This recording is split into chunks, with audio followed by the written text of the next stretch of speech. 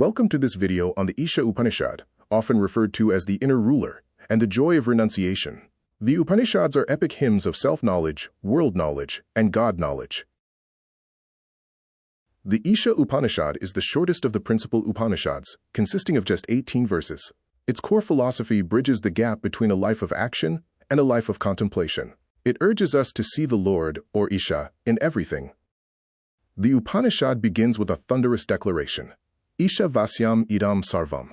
All that moves in this moving world is enveloped by the Lord. This teaching states there is no separation.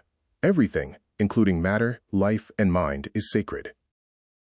The text advises us to protect ourselves through renunciation, Tena Tyaktena Bhunjithah. True enjoyment comes from letting go of the sense of possession. By realizing everything belongs to the divine, greed naturally dissolves, as emphasized by Ma Grita, or do not covet. Verse 2, Kurvanneva Iha Karmani, declares that one should wish to live 100 years performing actions. Action itself is not the enemy, but attachment is. When work is done as an offering, it does not bind the soul, laying the foundation for karma yoga.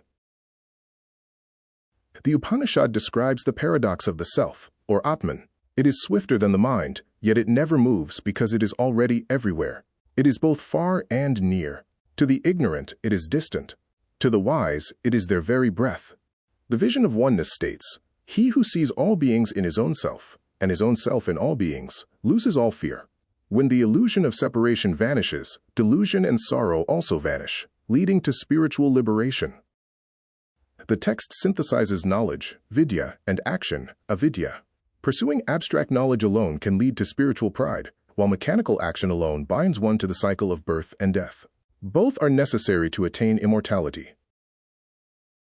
Verse 15 contains a poetic plea.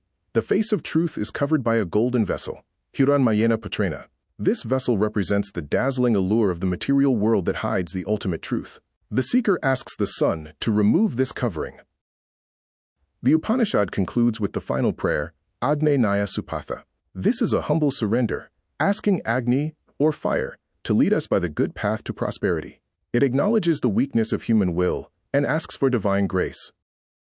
The text concludes with the profound realization, Soham Asmi, that Purusha, supreme being, who is there in the sun, I am he,